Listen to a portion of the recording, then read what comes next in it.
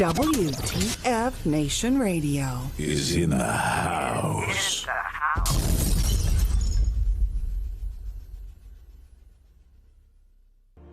Freedom is the right of all sentient beings.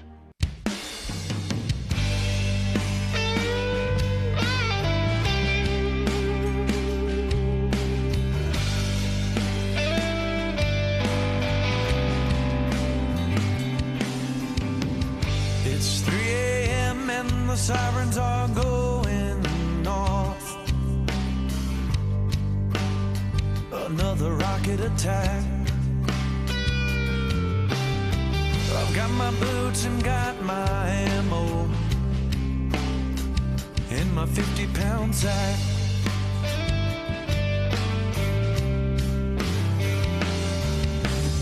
A 100 boys headed to war in this world unknown.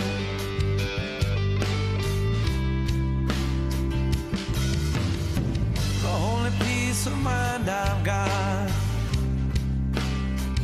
are these letters from home.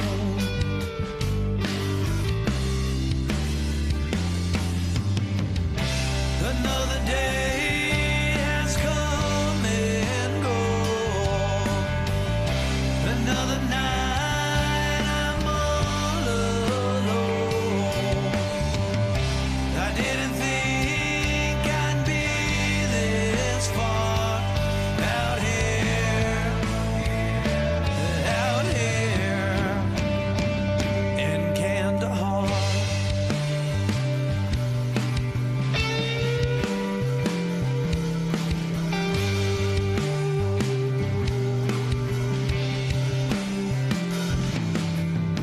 Well, most of us, we made it home, but we never came back.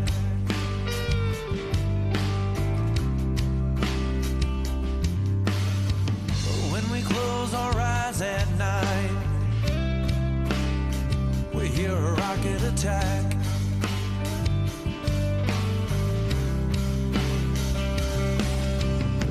I've tried to talk and tell you about it, but it ain't the same.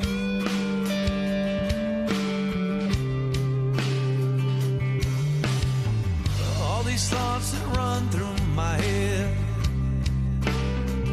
well, they can't be tamed.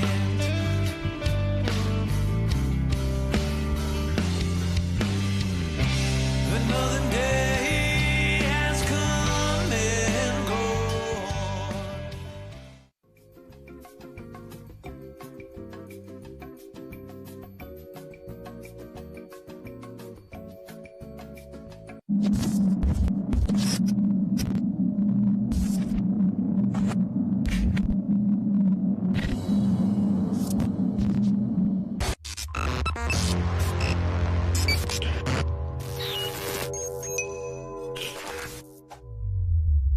Dynamics of the group work, and then you're going to come down to the stables and you'll start working with the horses, and it's nothing mandatory. Like our first session, we got out here and we just started grooming a horse. Patrick showed us how to groom a horse, and it was just fun. And as we're grooming a horse, we're telling our story. You get to see Nation Radio. WTF Nation Radio. Whoa, whoa, whoa, whoa, whoa. Do you ever have one of those moments where you think, how the hell did I get here? Jeez, what happened to me? I was ruling the galaxy, had a cherry new battle station. I mean, this place had an omelet bar, a straight-up omelet bar. And now look, my former intern's tossing me down a bottomless freaking pit.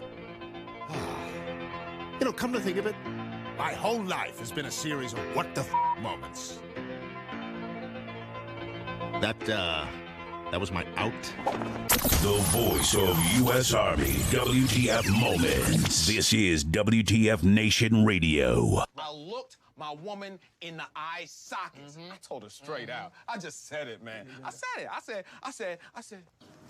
I said, bitch, I'm the man of the house. You said bitch, though. You called your wife a bitch. Yeah. This is a public service announcement from C.T. Fletcher. I will not contribute to the pussification of a nation.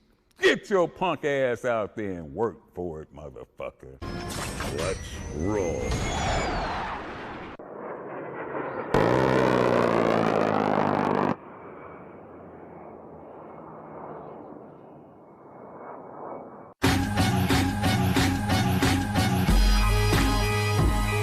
Oh, yeah. Break 'em off some. Break 'em off some. Yeah. Yeah. Broadcasting live from the Functional Veteran Center of Excellence. This 14 September 2020. Man, this is the Monday edition. U.S. Army WTF Moments, WTF Nation Radio. And, I told Flash just to take, Flash is busy doing shit. And I said, take off, Flash. So, yeah, me again. Yeah, hanging out, yeah. We used to do this. When I first started off as a host on WTF Nation Radio, Mom used to be Mom and hanging out. So it used to be me and you anyways, because I guess you had to critique me or some shit to be a good host. Yeah, something like that. Yeah. Had to take notes. You had to take notes, make sure, so that way the boss was. Exactly. So anyways. So welcome everybody. I hope you guys had an okay weekend. I know I did. I just wanted to give another happy birthday to my oldest. Over the weekend was her birthday. And, I feel old. I feel old when. So what are you, 19 years? Say those numbers. Oh no, yeah. So how you feel? What's it like being 19? Shut up, Dad. You always say that. Yeah, I know. I'm just playing kiddo. So, anyways, again, happy birthday. We have Derrick Grayson coming on at 2100 Eastern Standard Time. Derrick's been on before. And man, this is the first. Yeah, I think this is our first since we decided to run our WTF Nation Decides 2020 kickoff. This is the first time we've had somebody from the GOP coming on now, right? We've had everybody from the Libertarian Party. We've had somebody from the Democratic Party, and then I believe so. Yeah, so this is our first member of the GOP coming on again. I mean, Joe Rogan has already said he wants Donald Trump and Joe Biden to debate. Sorry, Joe, love you, man, but we kind of had that offer out already, man. So what? You trying to steal our stuff, Joe? Just kidding. I know you're the OG, but I'm just saying that we had that offer there too. So he's got a bigger reach than we do, I guess. I guess I can't really compete with Joe Rogan. I mean, that's Joe freaking Rogan, man, and I can't compete with that shit. He's like the gods of podcasts. He is, he's the OG of how we do our stuff and how the long form interviews and stuff like that's pretty much how that's the standard. That's the Joe Rogan standard, I guess you would say. Whether you like him or not, whether you say he's hey, what's up, guys? That's the standard. So again, we've extended our anybody who is running for office during this year, 2020, of course. And just kind of like have that invitation open out there because I know it is a pivotal time in American politics, and I can't wait to have Derrick on. It's been a while since we had him on. 2016 was the last time he came on. Yes, and we all thought the 2016 election was crazy. Right. Oh my God, yeah. This has been we don't know what's going on. What's happening? Really? Oh my God, we don't have. I mean. I know Derrick has been a follower of WTF Nation Radio. I know he'll drop memes and stuff to us and we laugh. He's been participating recently in several town halls. He's running for office in Georgia. So there's a lot of questions that have to do with that. There's a lot of questions that I have. And of course, you guys, if you want to submit questions, if you are staying in the state of Georgia, if you are residing in the state of Georgia, then you can go ahead and drop your deets there too. He is conservative. He's a Republican. So I just want everybody to know that. This is the audience we're going to make sure that they get to hear their side of the story because everyone else has had their stuff. So again, we will not have our guest disrespected because Derrick has been a friend of the station for quite some time and he laughs at our memes. So no, serious. What I love about him is how he really sticks to the Constitution. Right. No, that's what I'm saying. I don't want to say he's almost libertarian, but I'll just say that, you know, he's just good. I mean, he's just a good dude to hang. I mean, like I said, he's a good dude to hang out with. Some of the issues that he has, we're going to bring up, and of course, when you bring them up, then bring them up, and we'll be more than happy to talk about it. We're looking forward to it.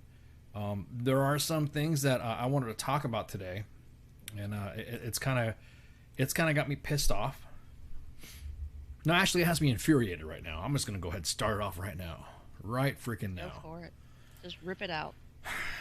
Okay, so if you guys don't know, over the weekend, two Los Angeles sheriff's deputies were ambushed in their patrol vehicle.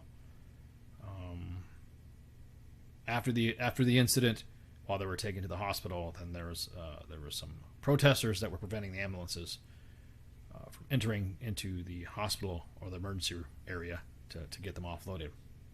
And they just recently reported, I think it was today, like about an hour ago, now protesters are trying to get into the hospital to get at them. I'm gonna tell you what, if there's anything you want, if there's anything that I'm telling you right now, is if you don't want Donald Trump to win, you're doing it the wrong way, because this right here will ensure that he gets reelected. I'm telling you right now.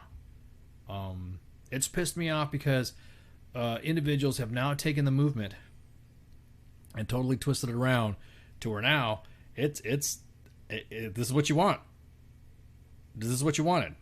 Is this the right thing? Now people in office are now kind of like, ooh, hey, we're not ready for this. Well, isn't that what you said? Everyone likes to blame a specific politician for the incitement of violence and all that. But I'm gonna tell you what, if you're at a protest and you're peacefully protesting, nothing wrong with that. But if you start burning shit down, you start breaking windows, and you start attacking people, then you're no longer protesting, you're just committing assault. I'm kind of with you on the protesting stuff. Yeah, fuck yeah, dude. Like, you want to fucking make sure there's some bad apples that are taken out. You want some police reform. You want police unions, because we say the same thing about teachers unions, right? We say the thing about police unions. You want to get the bad apples out there. You want to hey, fuck yeah, do it. Fucking hey, have some rallies, have some fuck yeah. But this right here, what was witnessed over the weekend, and there was video. I'm not going to show the video because it's already out there. I cried. Yeah, I was upset. Well, then there's video released today of what happened afterwards, immediately after the incident. And there were individuals that were filming the two police officers, the two sheriff's deputies, stepping out of their vehicle, and screaming in pain and calling for help and all that. And everyone was standing around kind of laughing and filming and joking. I'm not going to play that video either here because I'm pissed. I'm not giving these guys an inch out of any fucking anything to highlight them. It'll be just look it up and you'll see it. Yeah, and obviously it's going to pay anybody who says that at this point that now this is what you need to do. I don't think so. This is what you're going to do. You ain't going to get my support. Not when you start gunning cops down. Everyone else is silent. I'll be honest with you. The individuals that are running for office are the ones that are condemning the attack on a police officer. And those sheriff's deputies were gunned down by a fucking coward. Now, they're currently in critical condition right now in the hospital. Not only are they the videos and the screenshots, because they're not showing all of it, because it's pretty freaking graphic. Now, one was a male, one was a female deputy. And it was the female that was, I want to say, she was pretty fucked up too. But of the two deputies, the male deputy was the one that was more critical.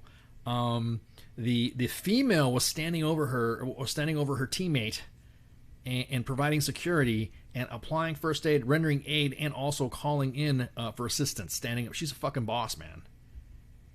She's the boss. Seeing something like that, hey, that I was in fear. I was just shooting the breeze with some of my I have friends on Twitter. Believe it or not, there are people that actually are friends with me on Twitter. I know other people have. You haven't pissed everyone off yet. You've seen some of the things going back and forth on Twitter. People are like, oh my god, people freak the hell out. And some of the things that I've said have gone to where it's garnered support. Some things that I've said, it's garnered hate mail and angry tweets and all that. Yeah, I get all the hate mail. Yeah, exactly. You get all the hate mail. You get all the hate. Sorted out. Yeah, you gotta sort out all the hate mail, and then Spanky has to go through all the other fans that like to send more than just hate mail to me. She gets a broom. Yeah, she gets the broom. Yeah, exactly. She's go away. I'm infuriated by it. I'm literally. I'm not saying I'm speechless, but I'm just fucking appalled.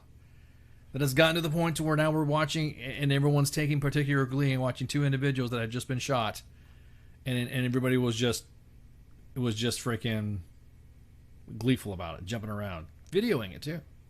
Yeah, so this also happened about 6 years ago. I don't know if you recall or not, but the two police officers of New York PD, NYPD, they were ambushed too in 2014 after the death of Eric Garner. With all that, Eric Garner was the one. I guess he was selling cigarettes illegally, and they did the chokehold. Yeah, he was the one that started off the original "I Can't Breathe" movement. He was the yes. catalyst for that. So then after that, somebody ambushed two, police officers, Rafael Ramos, and then Wayne Halu, but they passed. Both of them passed. Yep. So this is what it's just with all these movements. What irritates me the most is somebody from that movement, like the Black Lives Matter movement, like who is crazy. I won't say who is crazy, but like they want vengeance, or they're trying to be a vigilante or whatever. Oh, I know what you're talking about. Yeah. And they ambush like two innocent. They have nobody that has nothing to do with what originally happened. Right. Well, with the crooked cop or right. Oh, we were talking about that stuff before. That if we could totally see the anger for the George Floyd case too. We could totally see the crowd going apeshit for what happened to George Floyd, and the crowd and protesters trying to get to the but this ambush of the two sheriff's deputies in California, zero to do with it. Zero to do. They were just sitting there. Zero to do with it. I don't understand why is it now. Well, I can tell you what it is. Everyone's now excusing everything for a reason to be specific about something. Tit for tat. Welcome to gang warfare. No, for real. That's how it works. I don't mean to laugh. Well, yeah. It's ironic. But it's ironic. But it's gang warfare. It's like somebody goes and busts some caps on you, and then you're going to return and bust some caps again. It's going to be a circular freaking a circle of life of violence until something is stopped. Either it is stopped or killed off. Law enforcement. Quite honest, like with all this violence, nothing really stopped until the Dallas shootings when we were on air. In 2016. God, yeah, that's right. We were. Yeah, I remember that, man. We were there. We were on air for that one and the Vegas shooting. Like it was happening. Like I remember when we had people calling in during the Vegas shooting. That was crazy. But I feel like none of this is going to stop until that happens again, and I would hope to God it doesn't happen again. Yeah. No, I mean I was just looking at the whole picture of seeing these two sheriff's deputies that were fucking shot, ambushed straight up by a coward, and then everyone filming them screaming in pain and not helping. Nah. I mean, they went beyond that. Yeah. They went beyond that. They were blocking the ambulance, and now they're trying to get to them. They're trying to get to them right now in the hospital. They were trying to block them from getting into the ER. I know. I'm just saying. Are you kidding? Dude. No one can sit there and defend. You can't defend that. No. Not at all. Man, I was going to talk about some other shit today too, but I was like fucking. It's just disgusting. It's just disgusting. She was shot twice in the face. The other dude was shot in the head. Honestly, I'm surprised they're still hanging on. Right. I mean, right.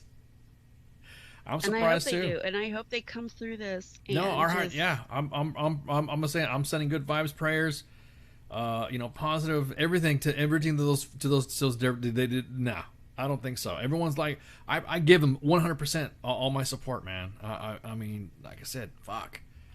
I'm not saying that the cops, the cops in And I'll be honest with you, the cops in California there are some good ones and there are some bad ones, just like every other law enforcement agency. Every you got it. And they got a job to do, and sucks, and also the shit. Are they heavy-handed sometimes? And they have to enforce the most craziest and stupidest laws on the planet? Yes, they do. Oh my God, they're the most stupidest laws. Unreal laws. You know, everyone's blaming the fires on Trump. Shut up. I'm going to tell you what right now.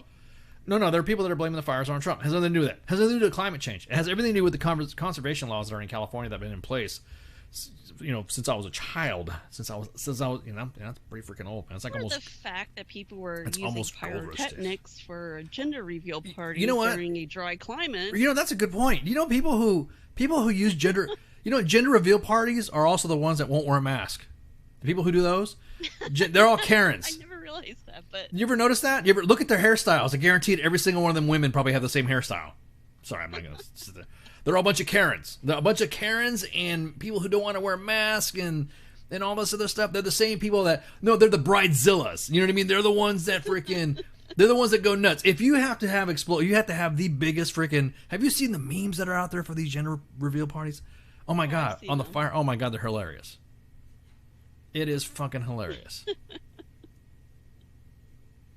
Yeah, it's. I mean, the same. They're the same one that want to have the perfect wedding. They want to have the perfect this. They want to have, you know, bitch. If you're worried about a freaking photo shoot, then I don't know, burning half the fucking state down. The country. The country. Yeah, half the country's in smoke now. They look like. It looks like that movie trailer. It looks like Dune and shit. You notice all the memes too that you've seen for people getting. There's somebody. Some videographer got the soundtrack for Blade Runner 2045. I love that series, the Blade Runner. I love that. I just love that movie. The aesthetic, the whole, I don't know, dirty future, I guess what you would call it. And they really applied it to that. Oh, they applied the same soundtrack. And if you look at some of the pictures and you look at some of the movie trailers of Blade Runner 2045, and then you see the fires, the people, the smoke in San Francisco, it's fucking hilarious. It is hilarious just to watch. Not hilarious, eerily similar. You know, I'll say this: being out from the West, California has got one of the worst conservation laws on the freaking planet. Due to specific deforestry regulations that were in place by specific lobby groups, they have which I never understood. Yeah, well, no, they don't allow you know, deadfall cleanup. They just let it fucking. You can't go in and ride vehicles like if you have to have. Like if you have a dirt bike, the dirt bike better be in a bubble. You can't ride a dirt bike out there because of spark. You have to have a specific spark to do this, or a spark arrestor. And your motorcycle is so bogged down and so removed from horsepower and power in the state of California. You might as well just leave it in you can only drive around the driveway because it's gonna have no ass to drive up a mountain, drive up a hill, you know, do dirt biking shit like that. Oh, it's pretty bad. You're not allowed to have open fires. You're not allowed to have specific grazing. I mean, there's farmers out there that just say, I don't give a fuck. Go ahead and find me. Because these specific lobbyists, these specific groups that are out there in California, that are overzealous conservationists that will not allow specific cleanup. Did you know, you never hear about this. You never hear about wildfires in the fucking South, do you? Do you ever hear about that? Well, there was one in Tennessee. Well, right, but they also burned down like Dollywood and all that area. Yeah, exactly. And Gatlinburg. But that was also arson. I'm just saying. well, no. My point being is that my family, you know, we all grew up there, and we've always complained that there are some things you can't just go do because whatever. But in the South, you never hear about, or in the Midwest, you never hear about freaking crazy ass fires because there are. You get rain. Well, no, not the rain. That has to do with a drought. It has everything to do with the ability to go in and do a controlled burning, the ability to go in and to do cleanup, the ability to go in. You know what I mean? There's just a bunch of. Pookie, but that tiny little frog. you know, a lot of that stuff as well. When there's controlled burning. In Texas, they do control burns. Right. Well, I mean, come on, half the eastern seaboard does control burning. Well, now they're doing rioting, but still, I mean, I guess you could say that's control burning too. But bad joke, I guess. But I don't know, it's going to get mad. If your property needs clearing, Pookie got it for me. Pookie's already reading my mind, man. Exactly, the box turtle, Gary. Yeah, Pookie's already... we're on a delay, and Pookie got my mind exactly what I was saying. If your property needs clearing, we burn it. Exactly. Too true. No, but I'm being serious. I don't get how everyone's feeling sorry for, everyone's like, oh man, I'm sorry. In the three, Trump didn't destroy California. California destroyed all of itself on all of its own. You didn't need Trump to destroy it. It's already been destroyed. Aside from, from what I'm hearing, rumor has it that they're not going to ask for emergency aid because the Kardashians was canceled. I'm just kidding. It ain't going to happen. I'm so glad it's good. After 14 years, I'll let CQ handle that fucking story. That's pop culture warrior stuff. I'm not even going to talk about. He probably won't even touch. Yeah, that. keep it. Yeah, keep it with me. Keep it up with the Kardashians. Not even worth discussing. At any rate, I don't understand when everyone is. And I'll be honest with you. I'm objective when it comes to this stuff. I'm neither a hardcore liberal or a hardcore Republican or either or. I'm just seeing the fact that I really want people to find some evidence. Show me what I want to fucking see the law. I don't know. It was like a Post-it note where it said, where Trump was saying, "Oh, I want to burn trees," and the next thing the fucking trees are being fired. I want to see it. I want to see something. Was that in Bob Woodward's new book? Did it say where he was burning trees or something like that, or he wants to burn California, or you know what? I'm not seeing how you can blame him. Yeah, I don't. If you're coming at me with that, and of course Twitter's having a meltdown probably because they're hearing us. They're clutching their pearls. I can't believe you said it's not his fault. Well, it's not his fault. It isn't his fault. But if you don't if they don't do controlled burns, all that dead shit just lays there, and it just adds fuel. Oh yeah, everyone's talking about the fact that they're not. Oh, you don't sit there and have these conspiracy theories of freaking arsonists and stuff. Meanwhile, all over California news. If you go to KTTV or KTLA, they're arresting people for arson of these fires. It's not a conspiracy theory. Trust me. The reason why I know this, like I said, my family's from the West. From Texas on west is where my family originates from. So you're gonna see some, actually further back. It goes all the way from my family. Anyways, I'm just saying. But I have family out there from Arkansas all the way out to the West Coast. And I guaranteed it's in the news over there because I have it on my many of my other accounts feeds that say, "Oh look, some arsonists." One thing that I'm pretty sure is not helping with a lot of the homes out there, especially newer subdivisions, the materials that they use now. Well, I'll be honest with you. They just go up. Fucking. There's been several wildlife firefighters that have actually said that the biggest problem is that PG&E over on the West Coast will not bury their lines.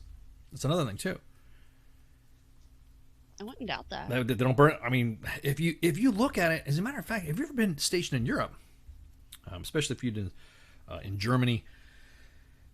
I guess more of a well modernized country, I guess, like Germany, France. Italy or something like that. It's modern as far as its technology. You don't see these freaking. It was really weird for me when I was living in Europe for a while, and I lived in Europe for almost a decade. And all I saw was okay, it was a nice, beautiful thing. The first thing I noticed when I landed, when I went to one of my NCO development schools, cables everywhere. Power poles, power lines everywhere. I got so used to not seeing that in Europe because they bury all their lines. When it snows in Europe, they don't have power outages. When there's a windstorm, there's no lights going out. Now they need some freaking AC because you got old people dying left and right overseas in Europe because they're not used to the heat. They don't drink water, I guess. I don't know. But what's crazy is that.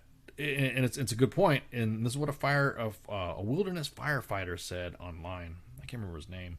Somebody showed it to me, saying specifically that there is y'all need to bury your lines. Makes sense. Well, we're gonna take jobs. People that depend on that money for taking jobs. Well, shit. We don't have hardcore. Add jobs if you start burying your lines. Yeah, exactly. Well, if you kind of think about it, what do you want us to do? Drive pipe layers. Yeah. What do you want us to do? You want us to freaking go back to horse-drawn? Yeah, linemen. You want us to go back to horse-drawn carriages and shit? We outlined the stagecoach too, right? We kind of they phased out because it wasn't practical to have stagecoaches anymore because we have cars. You know what I mean? That's the mentality they have. Yeah, it's so weird out there. It's just frustrating to see somebody go and get pissed off. about blaming the administration for something that happened. That's like being, I was going to say, that's like blaming a 2-star for something happening on a unit, but we just had Fort Hood, so I don't want to fucking, that's a bad example. Oh that's a bad example. I want to talk about Fort Hood. You know what? Fort Hood needs a break. Yeah, Fort Hood needs a control burning. Is that what you're saying?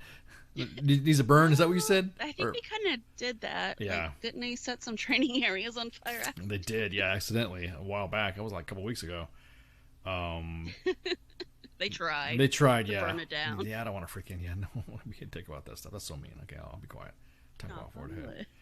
You guys, we love you, Fort Hood. Yeah, we love you, Fort Hood. But I mean, we know you guys are going through some shit right now. On that case, we're probably going to talk about it during Sergeant's time too. Is the 2020, the 2020 expose that was on Friday, 2100, and it was pretty oof.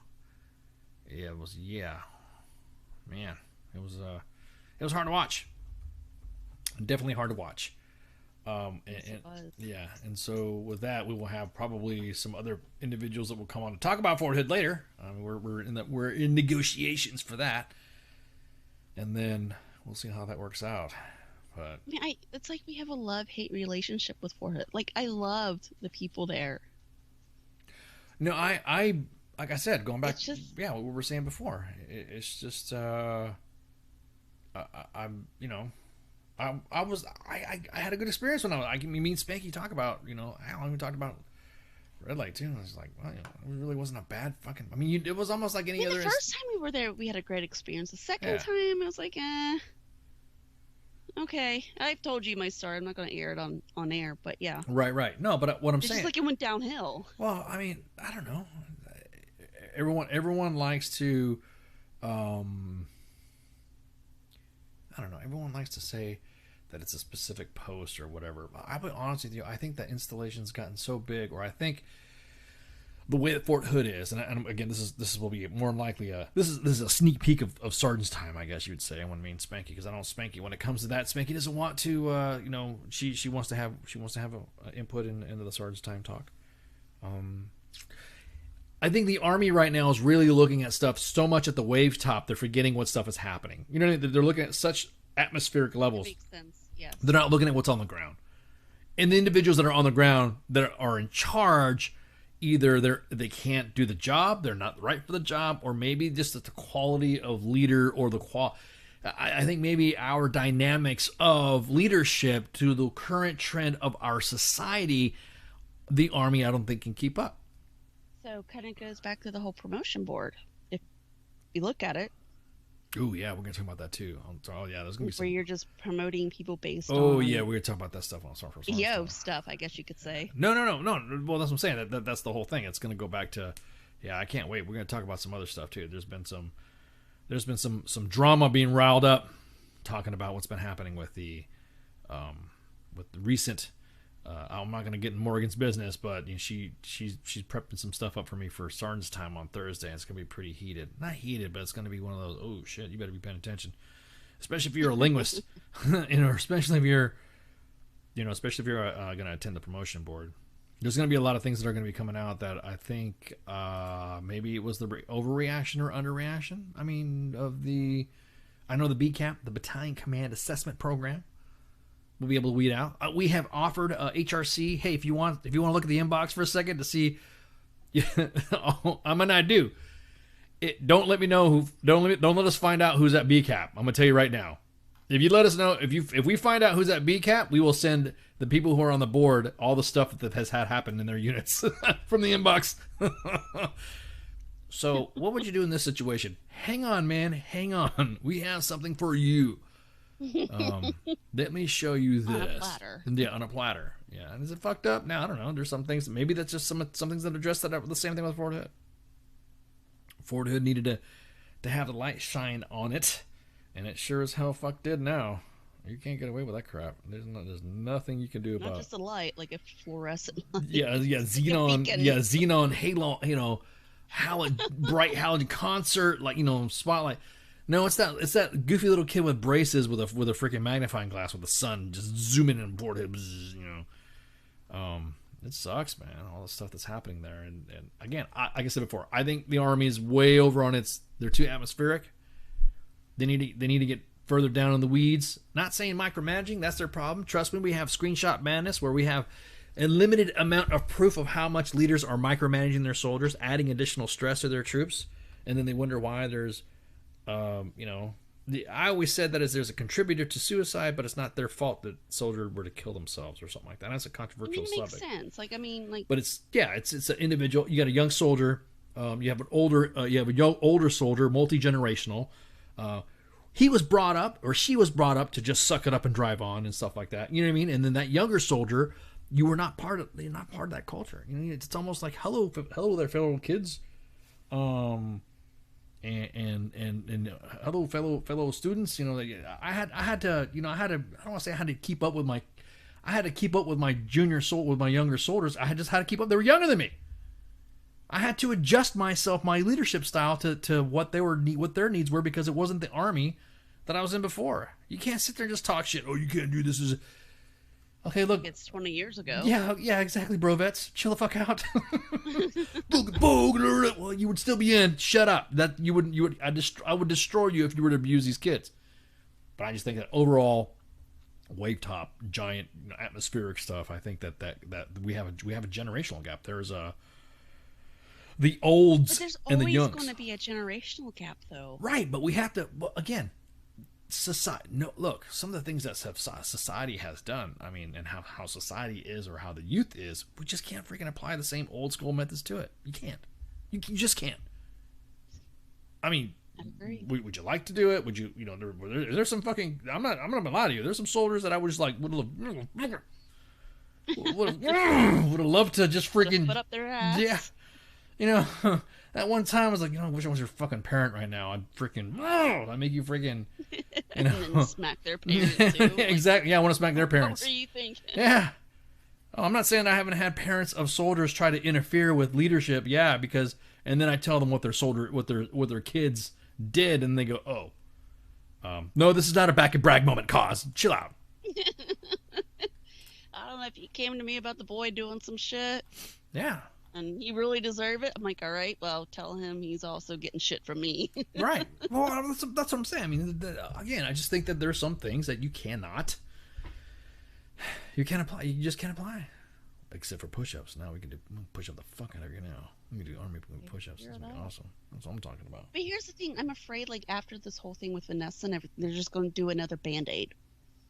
You think so? That makes sense. Like, to me, like, the SHARP program, it just seems like a Band-Aid. Like, we have the system in place, but I would have to agree with you. If you look inside of what some of that stuff that we have had over the inbox and some of the conduct of leader conduct to subordinate conduct, yes, and I agree. No, I'm agreeing with you. I'm agreeing with you. After seeing what I've seen in the inbox right now, yes, we don't do enough. We don't. And, the kid's parent, like, Mr. Mom, I guess you could call him now. I don't know what to call him now since we're divorcing, but like he was an advocate for SHARP. And when he brought to me the training and stuff, and I looked over that, it was ludicrous. Right. Like to me, like as a female, I wouldn't go to a male SHARP rep. I wouldn't. Because like, especially if it was a male that came to me that whatever. But however, I mean, I do recognize that it does, like sexual assaults happen to men too. Like they just didn't have a female rep either. Like you would think they would have both. And then to me, it was astounding from my training as a first responder for a sexual assault victim was completely different than how it is with the military. And it just, to me, it's a Band-Aid. That's all it is. Like, okay, we have this representative. If something happens to you, just go to them. That's it. But what's going to happen to that individual? It's almost like they're investigating themselves. They're investigating themselves. Yeah. And that's the thing. It puts the SHARP advocate like in the middle of like the command and the victim. I would venture to say that the way this because now Congress is involved, we're probably going to have another shakeup of our Army EO SHARP program. I know this is like service time, but I know, like it's got me heated too right now. Yeah. No, I hear you. There's nothing wrong with that. But it does. It puts the advocate right there, in between their command and the victim. And then what do you do?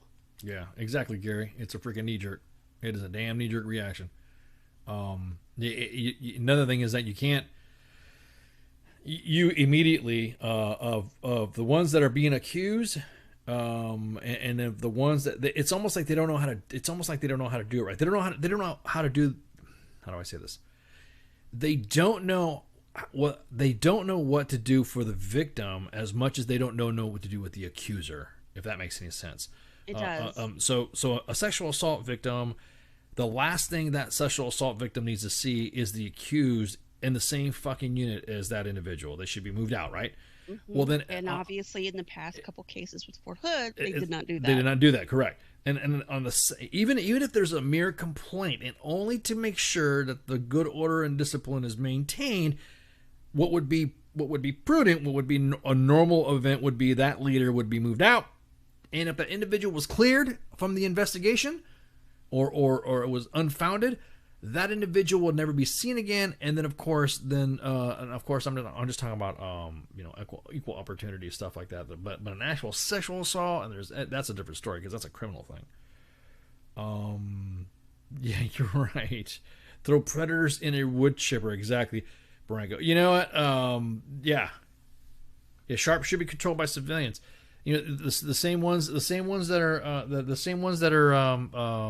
you got to be careful too. The same ones that are involved in, because nowadays it used to be back when a commander would get something, I don't know, highlighting UCMJ.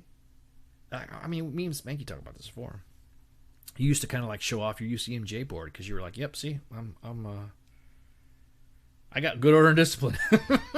Nobody's messing around in my unit. They're getting UCMJ. They're getting NJP. They're getting their shit. You know, they're getting their shit good. You know, they're done. There you go. That's what I'm talking about. This is the this is the way it needs to happen. This is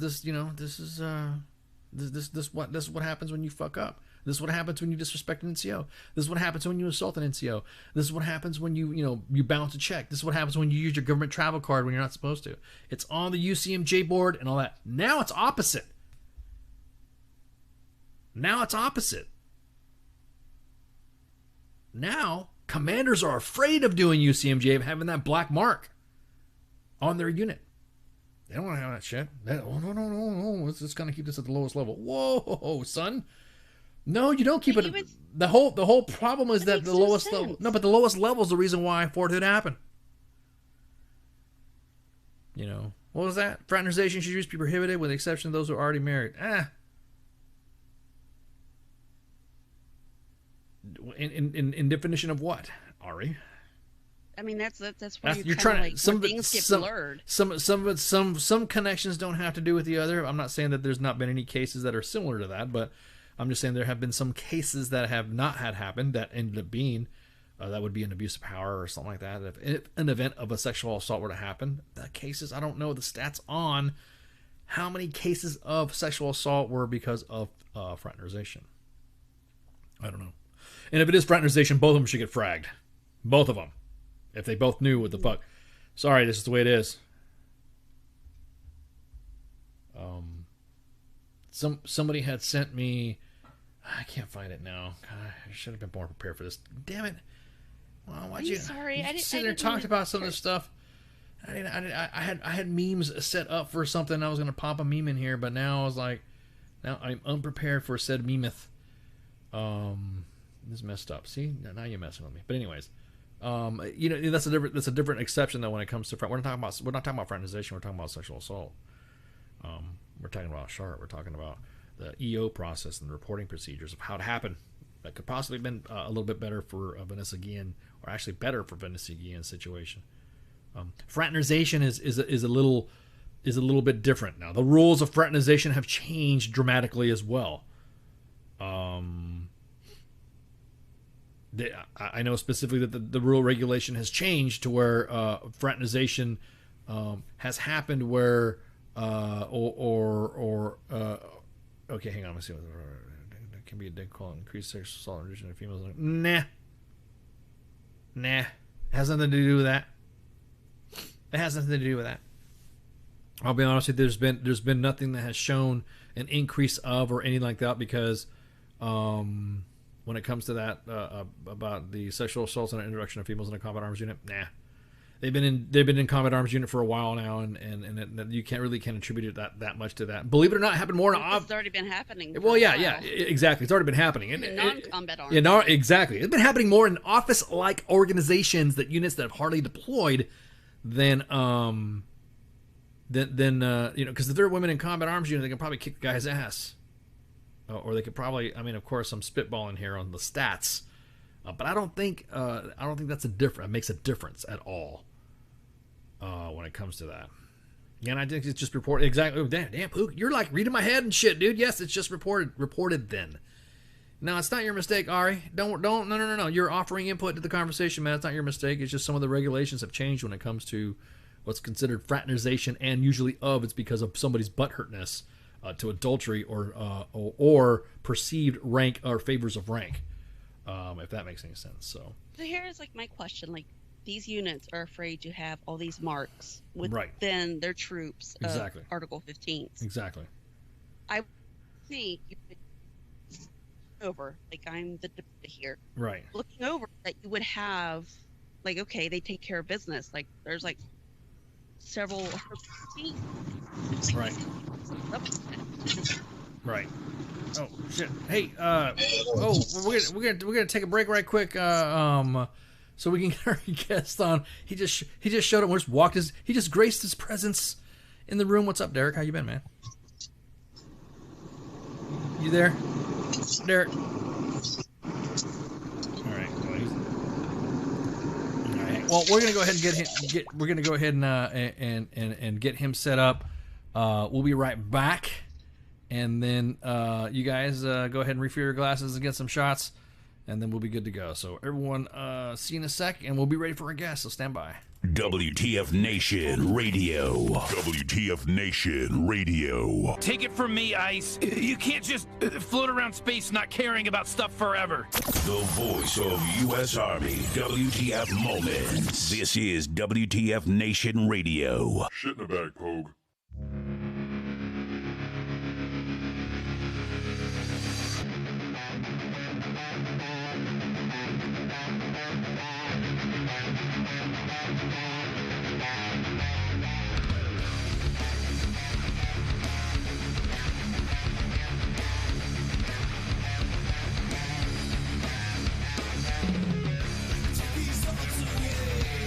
Nothing feels the same. Let it all be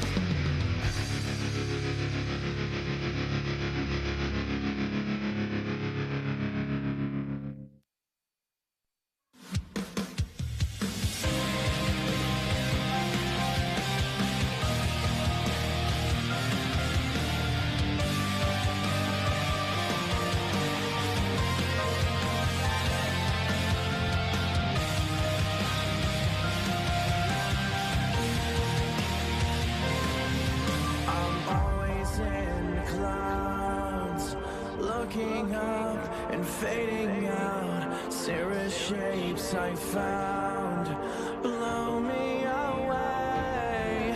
Van Allen right around, pushing through. Skin is brown. Nature has us trapped in fear, so I get lost in sound.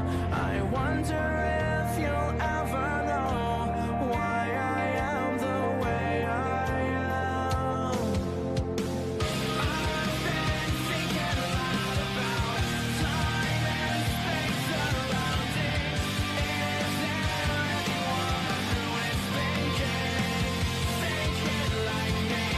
I've been thinking a lot about life and it's never ending.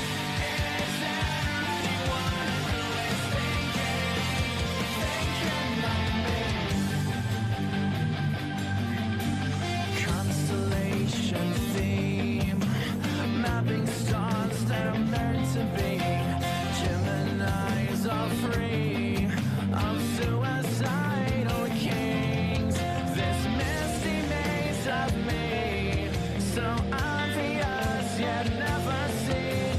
Feelings old, the fog will lift to find me lost at sea. I've been thinking a lot about time and space surrounding. Is there anyone who is thinking like me? I've been thinking a lot about life and it's never ending. Is there anyone who is thinking like me? Myself and I am so lost, it's beautiful, far away from life, but I want your visible feeling to be mine. Oh, I just don't get it. When will your heart beat with my mind? I've been thinking a lot. I've been thinking a lot about time and space surrounding. Is there anyone who is thinking like me? I've been thinking a lot about life and it's never ending. Is there anyone who is thinking like me?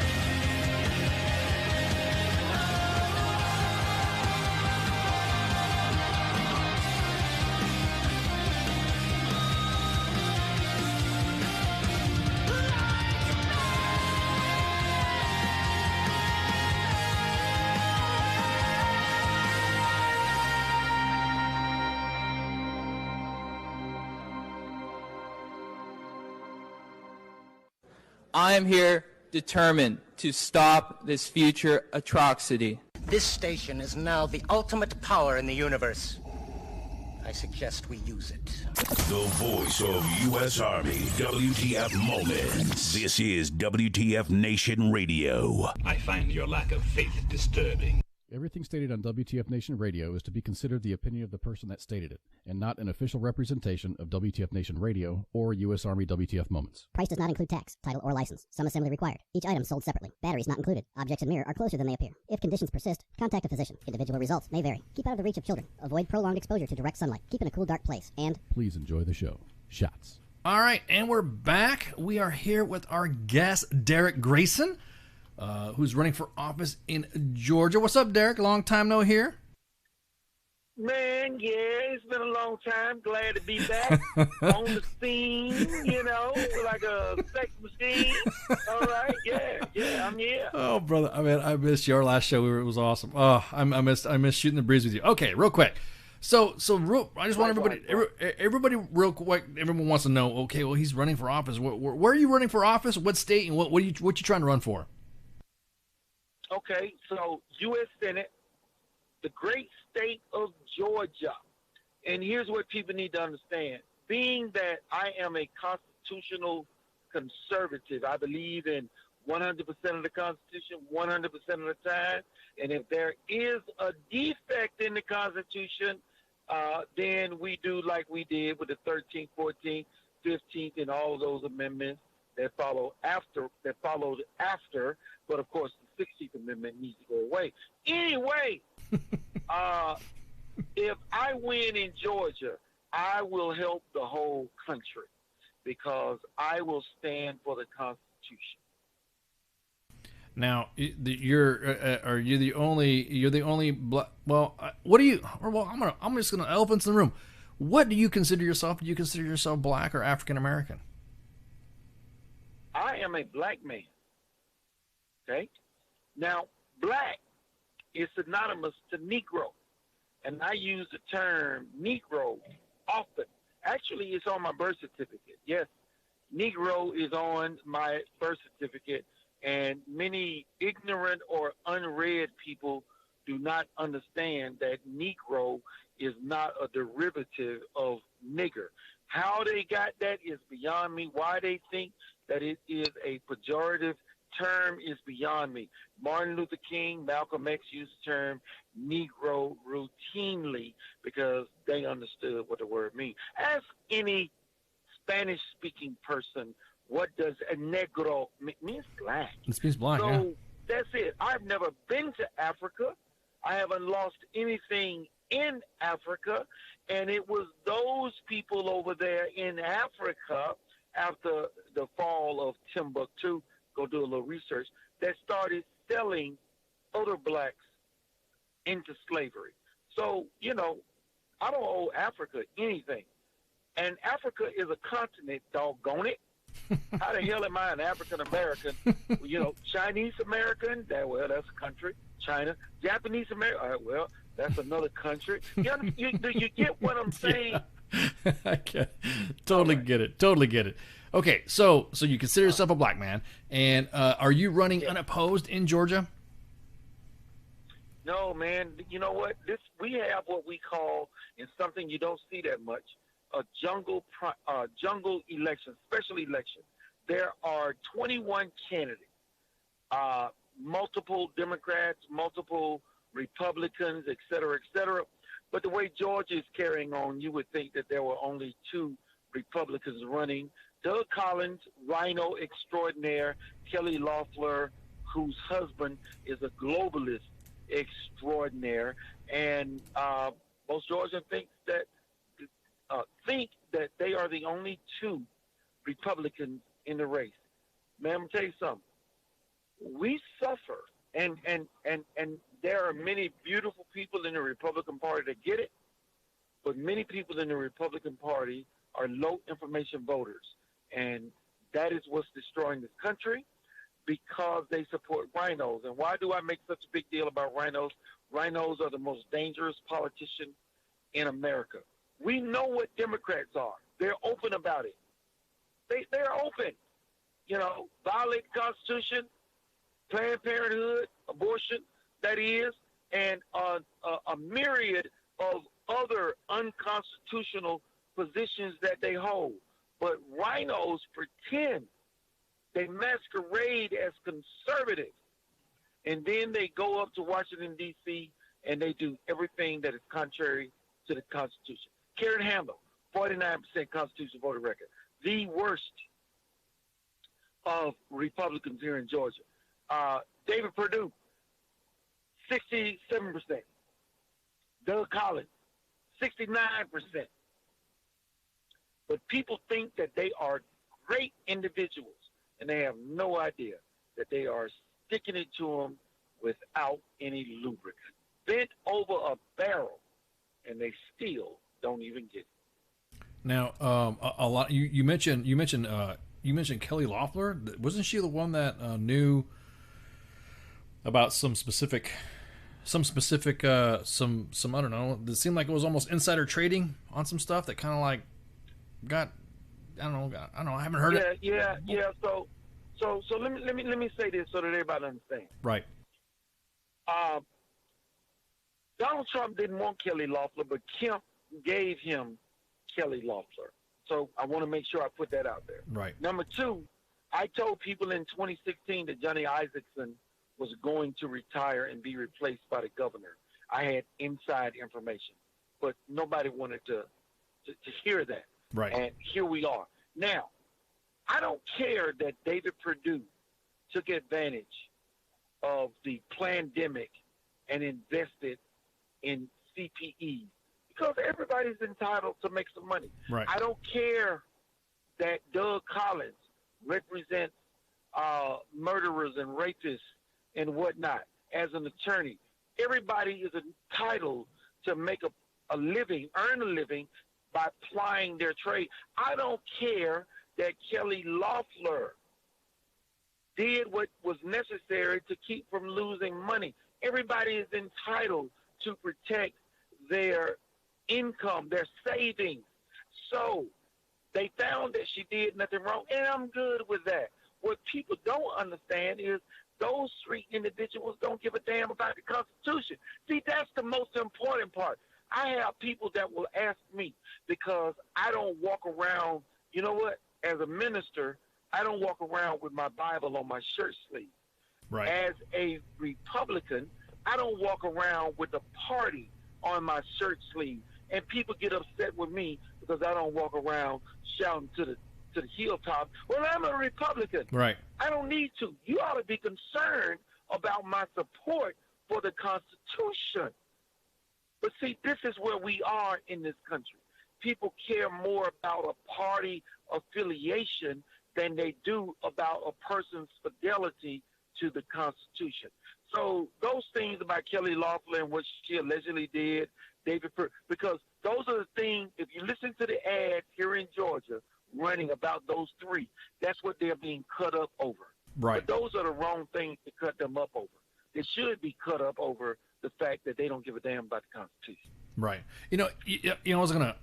I'm glad you brought that up because you have 7, I guess you would say, 7 solutions that will heal America. Because I've been studying, since you've been running for office for a while, and you've been, since I've known you since 2016, your 7 solutions: fidelity, money, Bill of Rights, life, health, security, and education. I still follow you on that stuff. Do you want to go ahead? Okay, cool.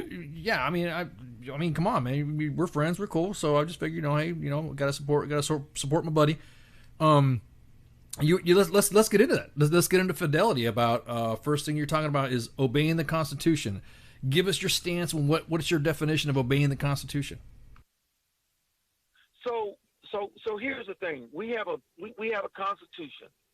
It's real easy to understand. All you got to do is read it. The government, depending on how you count them, has 18 to 21 enumerated powers. That's all the power that they have. Everything else, the Bill of Rights, particularly those first 10 amendments, tells the government what they can't do to us. But we see them violating it all the time. And what people don't understand is in our Declaration of Independence, the preamble, they have this paragraph: we hold these truths to be self-evident that all men are created equal. All right. And furthermore, entitled to the rights of life, liberty, and pursuit of happiness. If the spirit of that was important to the men in charge, we would never have allowed slavery to persist past 1776. Okay, you understand what I'm saying? Right. It would have been a non-issue. Right. Then we had to get the Civil War because the South wanted to expand slavery westward. All right, so we ended up with the Emancipation Proclamation, but that wasn't enough. So we had to get the 13th Amendment. That wasn't enough. We had to get the 14th. We had to get the 15th. Still wasn't enough. And they came back and gave us the Black Code and Jim Crow. And then, okay, we had to come back with the Civil Rights Amendment of 64 and the Voting Rights Amendment of 65. But those things that were already outlined in the first 10 amendments. Right. But they had to do it special for the Negro because the people in power didn't give a damn about that. So where are we now? We have politicians that have gone to D.C. and they don't care about anybody. In 1913, when we got the Federal Reserve Act, that was the making of the new slaves. They made every American a tax and debt slave. That's what happened, and incrementally, over time, they have been stealing the country and stealing our liberty and our freedom. That's what I mean when I say a fidelity to the Constitution. It's just like the Bible. In Hosea, a lot of people will quote this first part, my people perish for lack of knowledge, but they forget the second part. They never quote that. And that second part is, for they have rejected my truths. So, you know, the founding fathers, and I believe if they had had the will, they would have eliminated slavery, but they were more concerned about getting the country going. But had others that followed really believed in the Declaration of Independence, we hold these truths, they would have ended slavery, but Right. they did not. Right. Then, and yes, they did not. And we were warned by George Washington, Andrew Jackson, hey, man, don't do this central bank thing. But there were a group of people, thank you, Woodrow Wilson, that decided that, yeah, you know what, personal enrichment, we got to do this.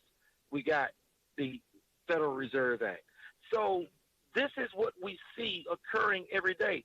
Now, here's the thing that I want to highlight. We got people, and look, I'm stoked about Trump. I knew he was going to win in 2016. He's going to win in 2020. But here's what I see that everybody else, most people, Donald Trump has not been able to do for us what he really wanted to do. Donald Trump has been limited because of rhinos to governing. The significant legislation that we got was tax reform, where Right. they really had no choice. Right. What Republican in his right mind was not going to support that? And then, of course, criminal justice reform. What Democrat in their right mind was not going to support that? But everything else that Donald Trump has done, he has had to do by way of executive order. Build a wall, he had to do it by executive order. Defund Planned Parenthood, he had to do it by executive order. Everything he has had to do by executive order. And what's the one thing we know about executive orders? They can easily be undone. They tried to impeach him. They knew that that was going to fail, just like all the other stuff. So what people don't see, and Democrats know that Donald Trump would more than likely win in 2020, not for a lack of them trying to get him out, but they know just 4 more years, we keep rhinos in place. When Donald Trump is gone, we know that a Democrat is going to move in, and guess what? They will undo everything that Donald Trump has done by way of executive order. Right. That's what this is all about. Right. Yeah. This is. At the end of the day. Yeah. Exactly. That's number 2 of your fidelity solution. That's the number 2 part. Yeah. Yep. The number 3 part of your fidelity solution is serve 1 term to encourage citizens to remove career politicians.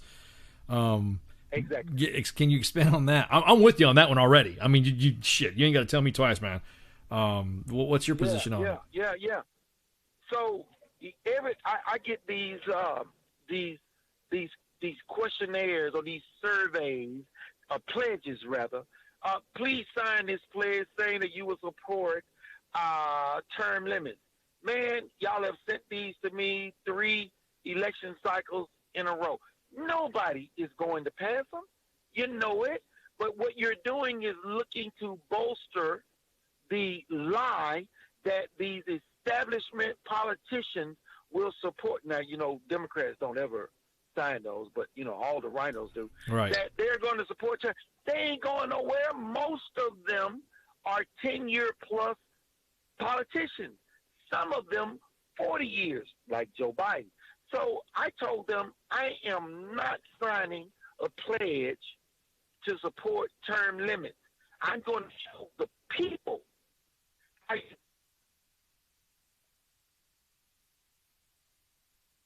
Oop, you're cutting off, man. You're cutting off. Hang in there, man. You still there? For too long. Okay. Yeah, I'm here. Okay. You cut in. You cut out. You're throwing so much energy out right now, man. You cut out. Oh, I'm sorry about that. No, you're good. You're good. George Washington said no man should hold power for too long. Right. So after his second term, even though he was asked to stay for a third, George Washington stepped down. So I am going to step down after one term to show people this is how a respectable and wise individual does it. They go to Washington. They do a good job. They serve. They don't go to lead.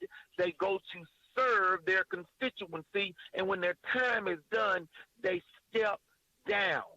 That is what a politician who serves the people is supposed to do. So now that I am voluntarily stepping down, anybody that's not willing to do the same, you shouldn't vote for them. That's where that comes from. That's what I'm talking about. I'm going to show them how it's done. That's what I'm talking about. Now, you do bring up a good point. Everyone who's running for office right now or attempting to run for office has been involved in our country for the last few decades, and now all of a sudden they think they're just going to come in and just swoop and clean it up. You know what I mean?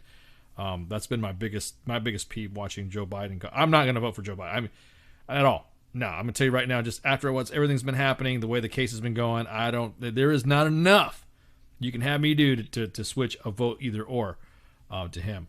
Well, let's go to the money solution now. You want to? Okay. So number one of the money solution is pass a fair tax. Can you give us what are you talking about when you say pass a fair? What do you consider a fair tax? So the fair tax is a consumption tax. Essentially, if you go out and buy $1 million item, you pay the tax on that $1 million item. If you buy a $100,000 item, you pay the tax on that $100,000 item. But it is a reasonable tax, not exorbitant, and things for necessities are not taxed. Food, et cetera, medicine, right, et cetera, et cetera. That is the fair tax, and it taxes everybody according to their own means. So a person that only makes $20,000 a year, well, you know what? They aren't buying $200,000 yachts. So they got nothing to complain about. But the person that is buying a $200,000 yacht, if they can afford it, then they'll go and buy it. And they'll deal with the taxes come what may. But that is the type of tax system that we need to be on. Now, the reason I am into that on money, that would have to be passed first before we could do what the country needs most, and that is to get rid of the IRS and to get rid of the Federal Reserve. Oh, and repeal the 16th. Go ahead. Go for it. Tell me what you... Yeah, tell me. And the 16th. Tell me. Go for it. Yeah. If we don't fix our monetary system, nothing else matters anyway. It is unsustainable.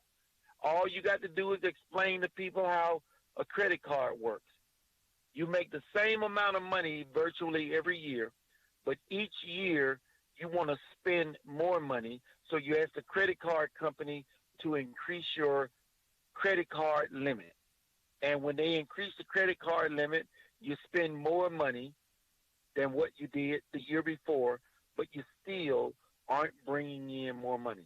It's unsustainable.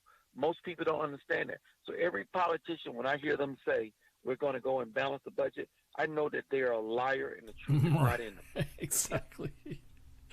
Definitely, man. They ain't saying... That's not how our monetary system works. Right. Yep. So with that, do you think... Do you think now that how do I say this? There's a lot of talk about this withholding of Social Security, the Social Security deferment that's happening. We had the stimulus happen, what we like to joke around, we call Trump bucks. What is it? Can you give us a reason why that we're doing this Social Security deferment, this deferment for our FICA? What's going on with that stuff? So what I try to tell people, and I try to keep it simple, stupid. Social Security is not like food stamps, the Farm Bill. Right. They have started calling social programs where people get money from the federal government as entitlements. They're not entitlements. Social Security is an entitlement. Why is it an entitlement? Because I paid into it. Right. And I feel that Social Security should be extricated from all of the other BS if it is going to be maintained by the federal government, and it shouldn't be. I think it should be privatized. But if people have paid into Social Security, they are entitled to it, and they should get it. The bottom line is, sir, we have bastardized the Social Security system. They use the money for other things. They borrowed from it, and it just should not have been done. The federal government, when it comes to Social Security, you may as well call them Jimmy Hoffa. Right. Right. Yeah. I mean, like I just told you, I just retired, and if I want to file for Social Security, I'm not going to get it. I mean, I paid into it. Everybody paid into it, right? So, well, everybody didn't pay into it. Like my father, you know, he retired from the school board, so he paid into a private retirement fund. Okay. Right. My mother, Postal Service, private retirement fund.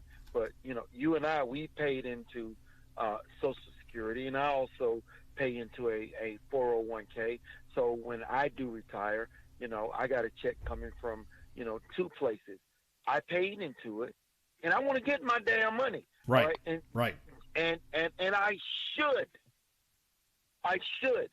But somebody has to fix the system, because if we leave it in the hands of politicians, there won't be nothing there for you or I. No, you got it. That's that. Yeah, you got it right in the head. All right, number 3 solution: Bill of Rights. Let's go with the number 1 of the Bill of Rights. Pass constitutional carry, man. That's what I'm talking about. It's music to my ears, bro. What's man? I'm gonna tell you what. We were just talking about California and their crazy laws. They got the most restrictive gun laws in the union. So what's your take on that? Yeah. Well, I believe that an armed society is a polite society.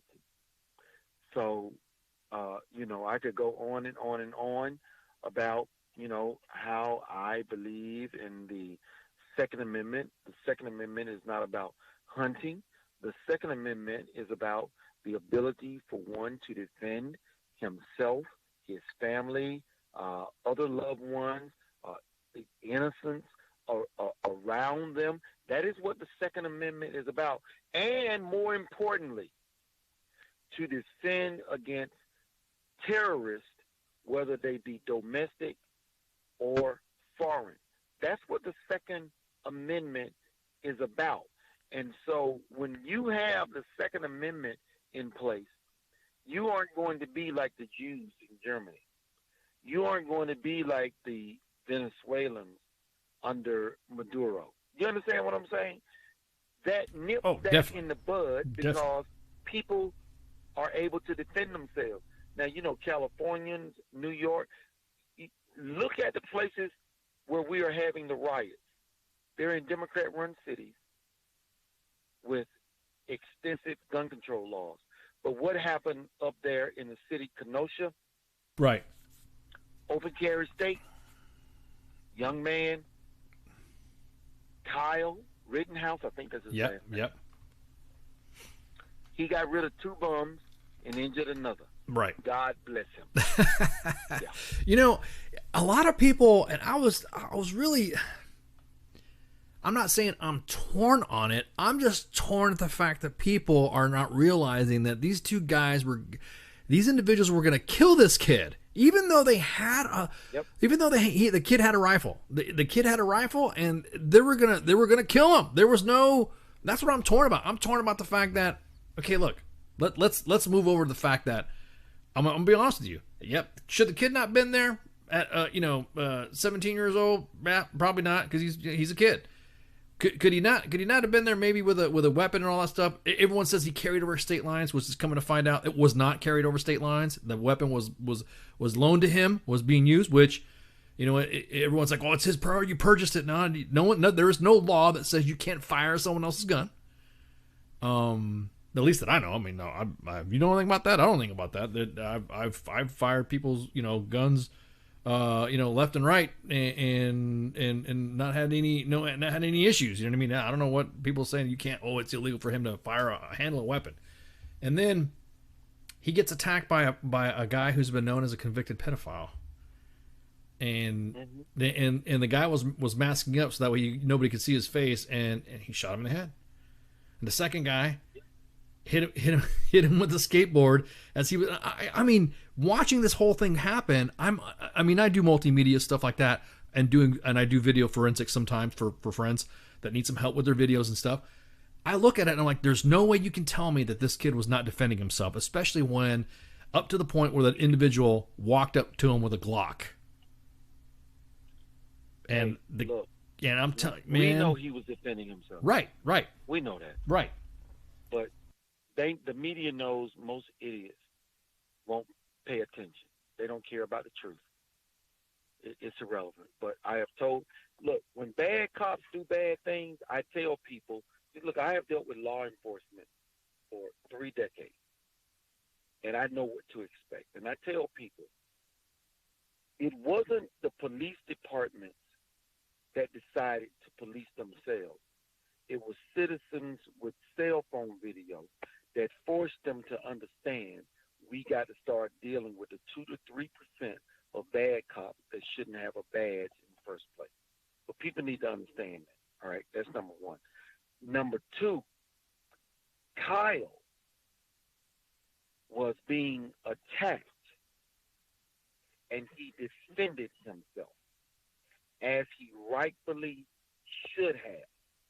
But the media knows people don't care about that, and they are simply going to use it to try and divide the country even further. The only thing that they hate about the situation with Kyle is that he killed two white guys and injured a white guy, and not black.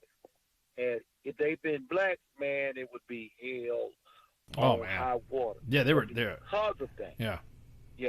Yeah, though they were also all know. They were trying to make it sound like he was gonna do a massacre or some shit, like he was gonna start a shoot up and he was gonna start shooting the place. That's how they were playing it. I was like, get the hell out of here. Look, with that man, crap. you know what? When people say 17 years old, look, man, we sent kids, 17-year-old kids to, and they weren't kids, they were men. We sent them to Normandy. Yep. All right. World War II, World War I. So I don't want to hear that crap about, well, he was a kid. No, he wasn't a kid. He was a man. All right. And he handled business. And I applaud him. That's what I'm talking about. Man, I'm gonna give you a bro hug when we finally meet. Okay. The number two of the third solution of the Bill of Rights. What is passing the Justice Act? What is the Justice Act? So the Justice Act is to ensure that those. Okay, so let me back up. I tell people all the time. They ask me, why am I against the death penalty? Well, from a Christian perspective, I tell people, well, if you support the life in the womb, and you support that life because you know that God is the author of life, you must support all life. I know a lot of people don't get along with that. They always jump back to the Old Testament. I have to tell them, I am not bound by Old Testament covenant. So, I recall Jesus when they brought the woman accused of adultery to him. He said, he that is without sin cast the first stone. So that was a lesson for me that we are all guilty. And the word says God would have that all, be saved. So my thing is, if a person survives the initial act without getting a bullet in their brain for, raping somebody, trying to kill somebody, et cetera, and, they're apprehended by the law, my thing, life in prison, total separation from God. Total separation separation from society, because that's what hell is. So now that I've laid the groundwork for that, the Justice Act, government is too corrupt to be in charge of killing its citizens. I have seen too many men that have spent 30, 40, I think the longest was 47 years in prison for crimes that they did not commit. I know that there have been men that have been executed by our justice system. Okay, man is simply too corrupt to be in charge of the death penalty. So my Justice Act would ban the death sentence. My Justice Act would also call for criminal penalties for people who are found out to have lied under oath.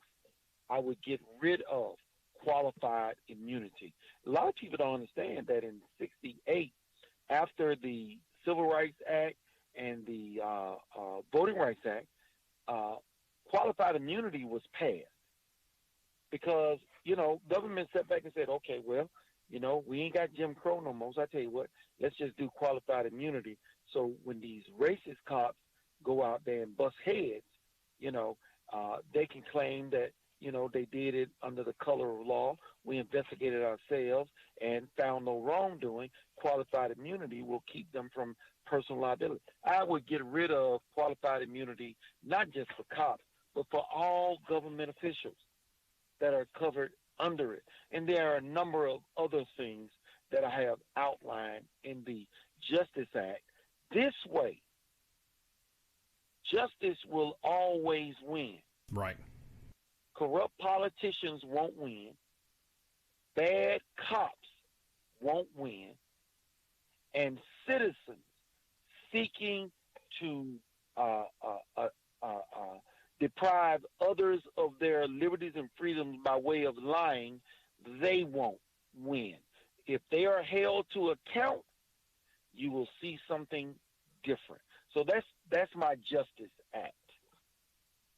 No, it's fair, man. 100%. Qualified immunity has been the biggest, I want to say, is the biggest hot button topic, but you would think that people would push more for it, but it just kind of like died in the vine, man. As soon as it was brought up. They don't understand. Yeah. They don't understand. Yeah. Okay, so then let's go to the last portion of the Bill of Rights solution then. Fair and balanced trade. What can you define that? Sure. Donald Trump went in. So look, I have been telling people. See, I grew up in a time where in high school we had vocational training. Yep. Auto mechanic. Yep. HVAC. I could go on and on and on. Even if a kid didn't want to finish high school, they could go to Job Corps. Yep. And in lieu of a high school diploma, they would get a trade certificate. So they could step right out of high school or Job Corps into a job that they could work till they retired, okay? When Jimmy Carter got involved by creating the Department of Education, screwed all of that up. Why? Because Jimmy Carter was told, hey, we got a plan coming. And that plan is going to be NAFTA. And we're going to be offshoring all of this stuff. So let's make the populace believe that everybody is college material, all right? And they got something big and coming. And all the while, they were pulling the rug from under us with NAFTA, and that was sending jobs overseas. So with that, here we are. But Donald Trump got in. He understood it. Donald Trump started working on trade.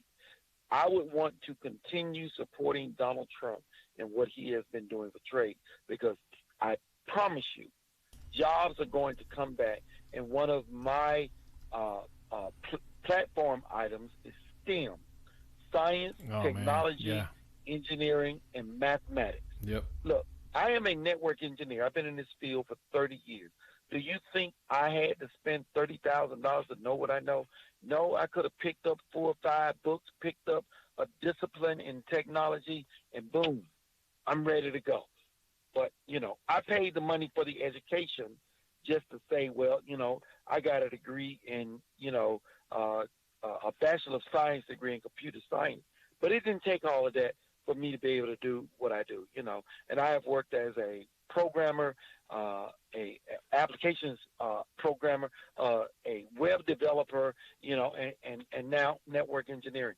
But it didn't require all of that. I could have been taught this in high school. Right. So I want to stick with fair and balanced trade to bring jobs back to this country, and then a focus on STEM so that our high school students can step out of high school right into a job.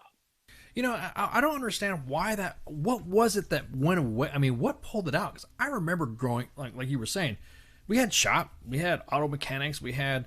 It was almost like a vocational trade. I mean, I remember having to, how to operate and with ASC certified mechanics and technicians. And then if you wanted to, we had the guys and gals that if they wanted to do shop or metal shop, then we had that. And then after that, you could get a scholarship or apprenticeship when you graduated high school. Why did it pull? Do you know why it pulled out? I mean, I'm asking genuinely. I'm not, I'm not doing a sharpshooter here, but the Department of Education. What was their reason for it then? The Department of Education, so that they could depress the employment market. That was the reason. Oh, well, we don't have enough employees to do X, Y, Z. Right. So while we still needed mechanics here in the country, right, the manufacturing of parts, the sourcing of parts and things, all of that stuff went overseas. All of that stuff went overseas. And so this is what took jobs out of this country and sent them elsewhere. And then you got kids coming out of high school going to college. Man, I remember kids complaining, man, I got a degree in physical therapy. I got a degree in physical education. I got a degree in accounting. Man, they couldn't do nothing with those degrees. Right. Let alone find Most a job. Those fields were already, Yeah, they're occupied, or it was. I saw a lot of those things. And that's one thing I noticed too. Even just being in the Army and being able to go to school and all that, I was always hearing individuals getting out. Some of my friends that would get out that would do those jobs, and it's all nepotism. It's all on who you know to get those freaking jobs. On who you wanted to. Yep. You wanted to be a lawyer. You wanted to be, you had to know somebody to know somebody to know somebody to get that, and then you had to be a partner. The same thing with agriculture. If you weren't part of a family that owned a lot of the land, then you had to talk to somebody who knew of somebody to get with somebody to look at something to have you involved with them, unless you worked for a larger corporation. Yeah, it's hard. There you go. It's hard. Yep. Okay, now the next portion of your solutions that will heal America. On the life solution is legislatively defund Planned Parenthood. Can you give us some of your reasons why? I mean, obviously, does your faith play into this? Go ahead and give us your spiel on that one.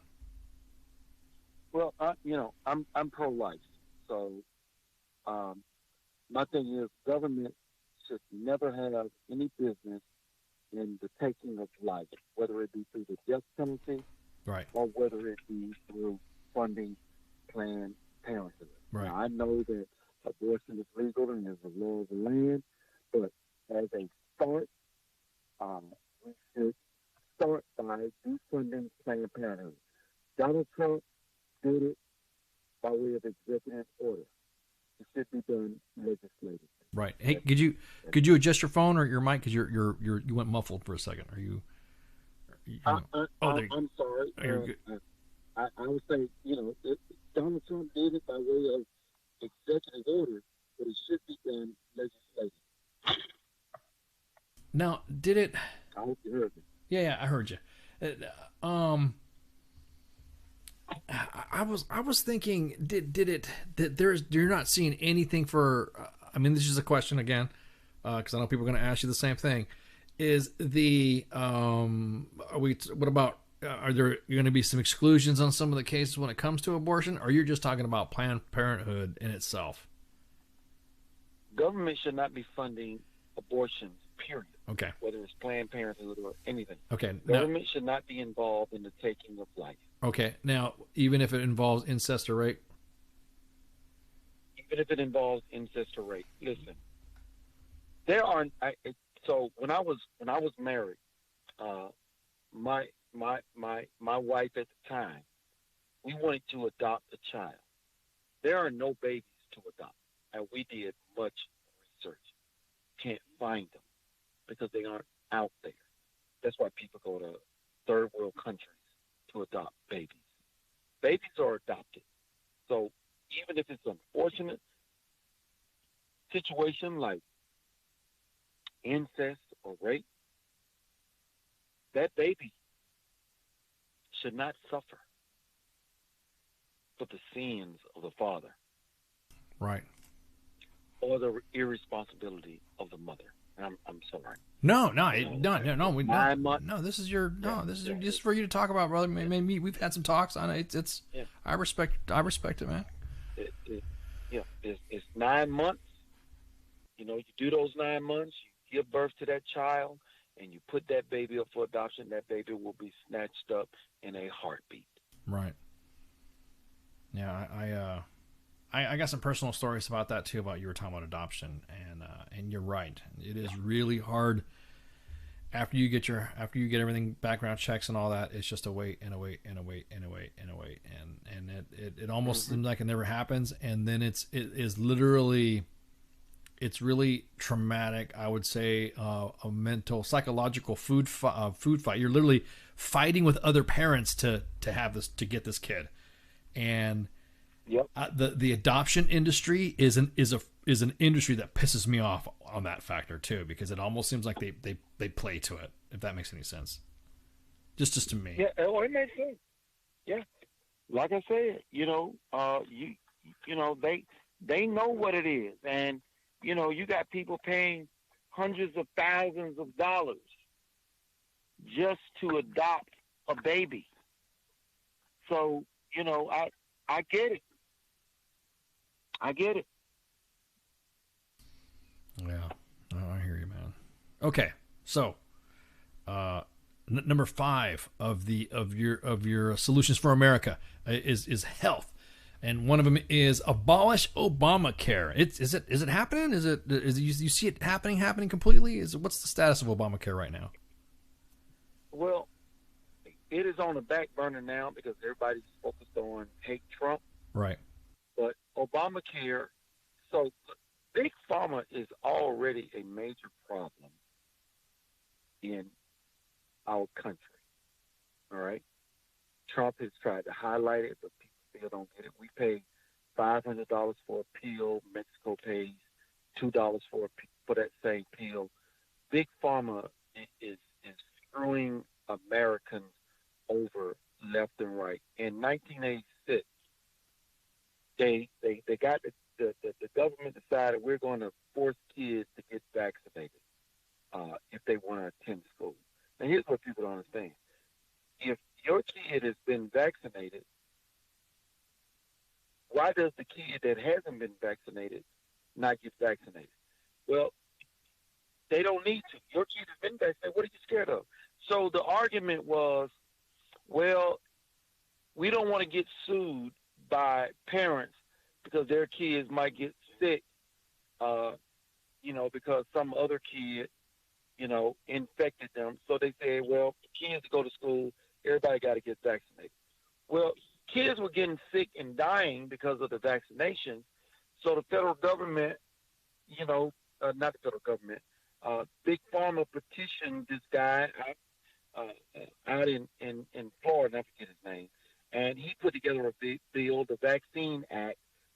It's got another fancy name to it. I just call it the Vaccine Act of '86, which basically said, so that vaccine companies will continue to make vaccines, because the threat was, unless you give us some insulation, we're not going to keep making these vaccines. Right. Yeah. So it was called the National Childhood Vaccine Injury Act. There you go. Yeah. There you go. NCVIA. So they basically, Ronald Reagan signed it with really bad. Yeah. But so if they pass this and they just all right, so kids got to get vaccinated, but the big pharma, they're not going to be held liable. We're going to set up a fund though for those children that are injured. But guess what? Taxpayers are going to be the ones funding the fund, not the vaccine companies. Right. So that's where we are with that. Well, now we gave them Obamacare, and Obamacare didn't help nobody. Look, before Obamacare, man, I had a Cadillac insurance plan. I mean, I got, name brand medications. I go to any doctor I want. All that changed with Obamacare. My thing is, I work.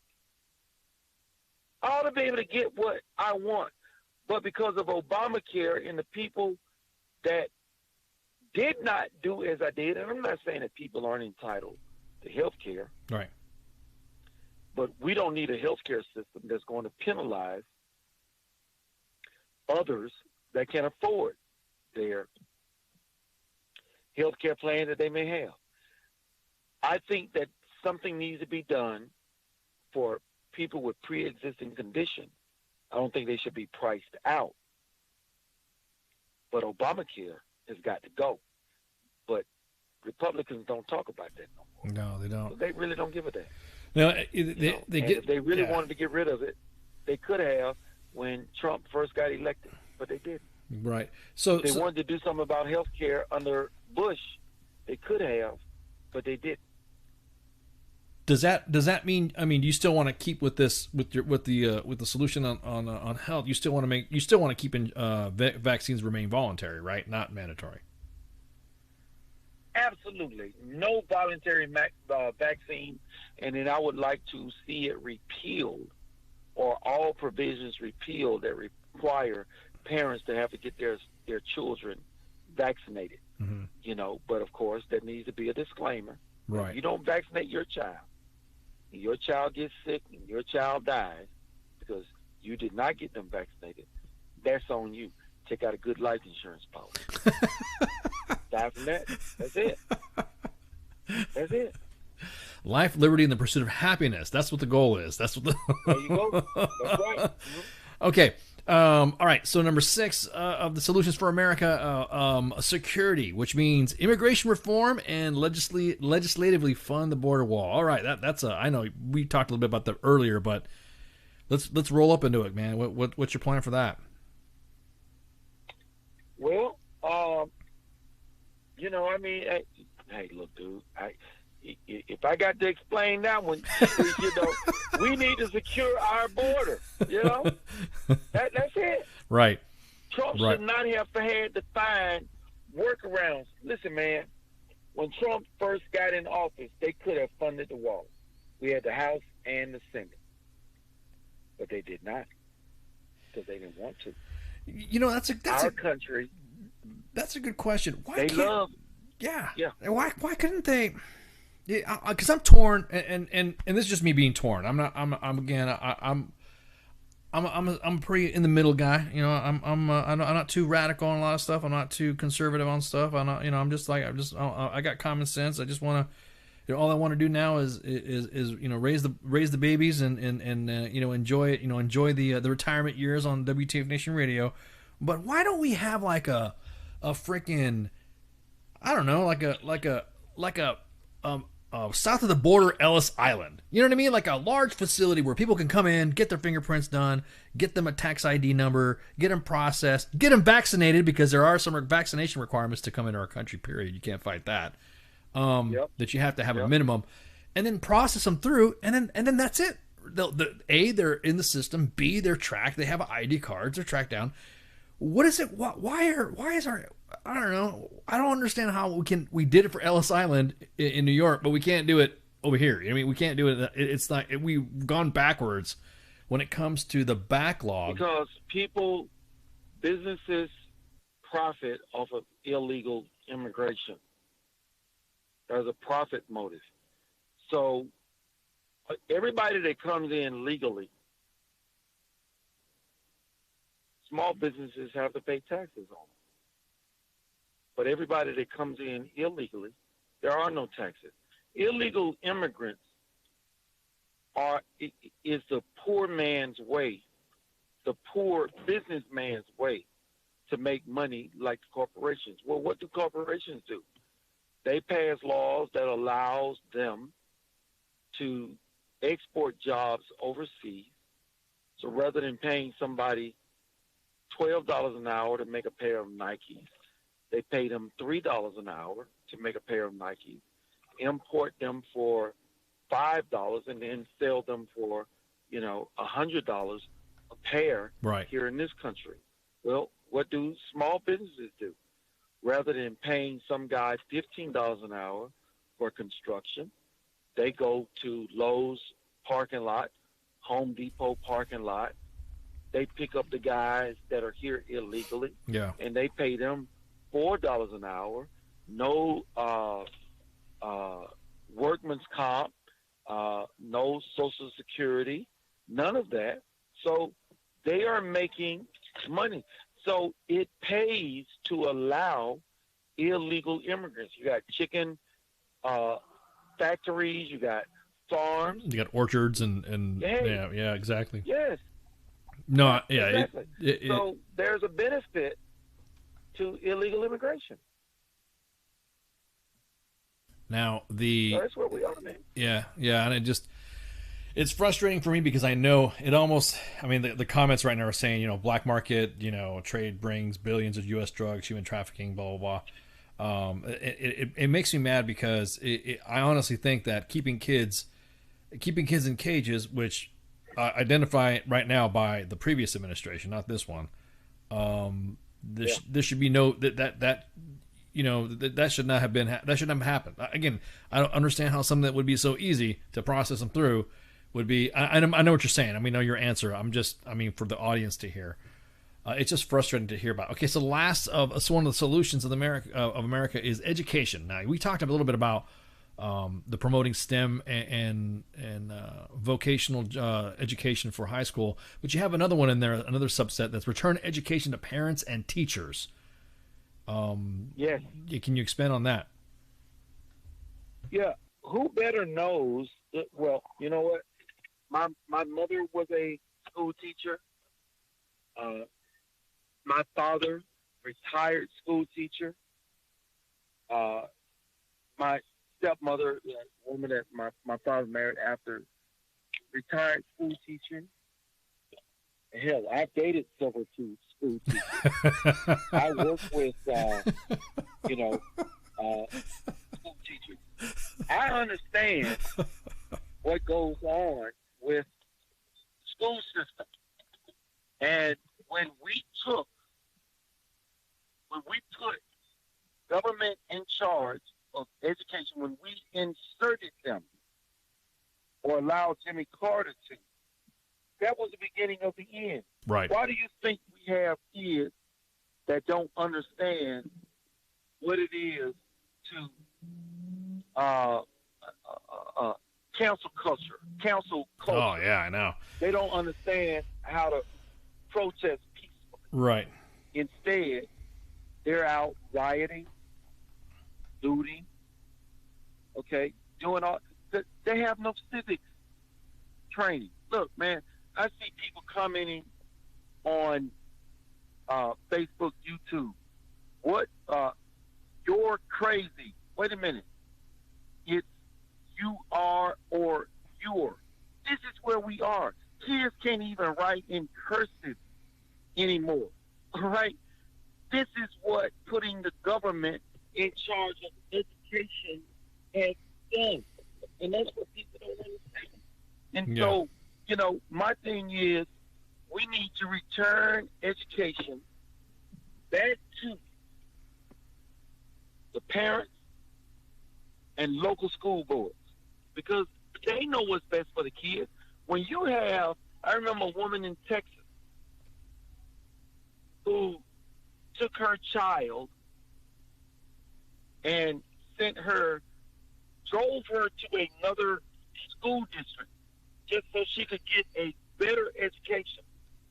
And in the process of doing that, she was arrested and charged with a crime because she wanted her child to have a better education.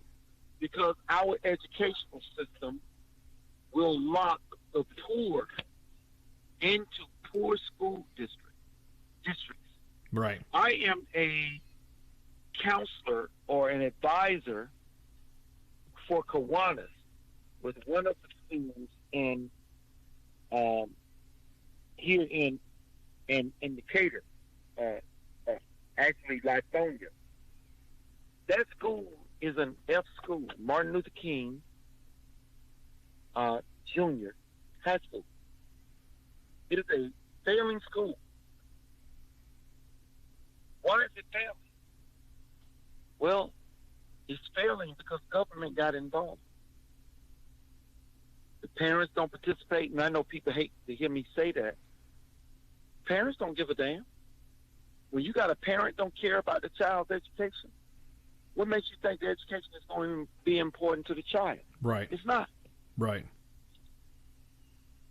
And then when you have a parent that does care about their child's education, but they are locked in the bad school, and if they were to do something to take their child out of that bad school and send them to a school that performs well, that parent could get locked up. Right. Man, that's what we are. Yeah. Yeah, it's frustrating because it is that, you know, that's another thing too. Let me ask you this. I mean, 'cause that's all of the solutions for America we covered. So I can ask just a couple follow-up questions. So what do you think about right now in the state of Georgia? It's virtual right now, right? Is that what's happening currently with COVID? Yeah, for some schools, yes. For some schools, yes. Mm-hmm. Some schools are allowing kids to come back in, and some are not. Okay. How do you feel about the virtual learning? Do you think that we're getting a better grip on our education as parents to do the virtual learning stuff, or do we? I'm not saying, you know, cancel teachers, but what's your take on that? Well, so for the more affluent, particularly white parents, mm-hmm. they're calling in. I don't know if you have heard of it, but they're called clusters. They're hiring teachers to come, and they meet up in their garages, you know, on different days. They're at different homes on different days. Right. And they drop the kids off there. They are teaching them. Wow. This is going to negatively impact the poor kids. Now, if you got a parent that already don't give a damn about education, what you think they're doing? Right. That was a survey put out that said that 60% of black students didn't even log in. So if a parent don't give a damn about the child's education in the first place, what makes you think that they're going to ensure that the child is online and doing their schoolwork? This stuff is amazing to me that people don't get or understand. Virtual learning is designed to create more future inmates and government dependence. That's it. That's what it's going to do. That is the impact that it is going to have. Yeah, education's the key, man. But the affluent, they're going to make sure their kids aren't caught up in that. Yeah. They're going to make sure that, distance learning, don't work for everybody, number one. Right. And kids need to be socialized around other students. That's the biggest part. I think the reason why some of our kids are going to suffer when we start going back to normal, I guess you would say normal operations, I guess. We go back to normal. When we get back to normal, a lot of kids that were locked down, a lot of kids that were in quarantine are going to have real hard times adjusting to being around other kids again. Oh, yeah. Yep. But this is where we at, man. Yeah. Okay, I got one last question. And this is veterans and medicinal marijuana. What's your take on it? So marijuana should be treated just like alcohol. I don't know what else to say about that. It is no more harmful, probably less harmful than alcohol. And lives have been ruined over, small amounts of marijuana, whereas I've seen people do much, much more damage to other lives over the use of alcohol. Medicinal marijuana, should have been legal years ago. But we all know why they don't want medicinal marijuana legal. Big pharma. Need I say more? Oh, no, you got it. I mean, John Boehner was the biggest one that was the anti-marijuana. We're not going to have legalized weed. And then as soon as he stepped down from Speaker of the House, became one of the largest medicinal marijuana investors. And I'm thinking... Yeah, because he's making money. Because he's making money, exactly. Because he saw the writing on the wall. Everybody saw the writing on the wall that weed's going to be legal. It like you were saying, it should be treated like alcohol, straight up. I agree. Recreational and medicinal. It doesn't matter, because at that point, if it's medicinal, then you're just going to get your specific. I guarantee it will cut down. Which is why I think we've been in Afghanistan for almost two decades, is because all the opium trade and big pharma's involved. Because you noticed we didn't have this big opioid crisis until Afghanistan happened, and we can do the correlation on that. Well, hey man, you got any more any last words before we cut out? Yeah, man, just tell your people, I'll tell them, check me out, GraysonForGeorgia.com, FORGA, GRAYSON. Note that if you ain't got $2,800 to donate, then buy me a cup of coffee, $5. Just go donate, sign up, volunteer. If I win here in the state of Georgia, I will be helping everybody across the country.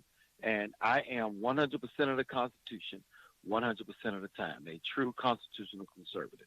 That's it. All right, man. Well, Derrick, hang on for a sec after we go on break so we can shoot the shit again. All right, guys, gals, thank you for listening. This is Derrick Grayson, U.S. Senate candidate for Georgia for the Republican Party. We're going to take a break right quick, and we'll be right back. So everyone go refresh your glasses, go take a leak, do what you got to do. We'll be right back. Stand by.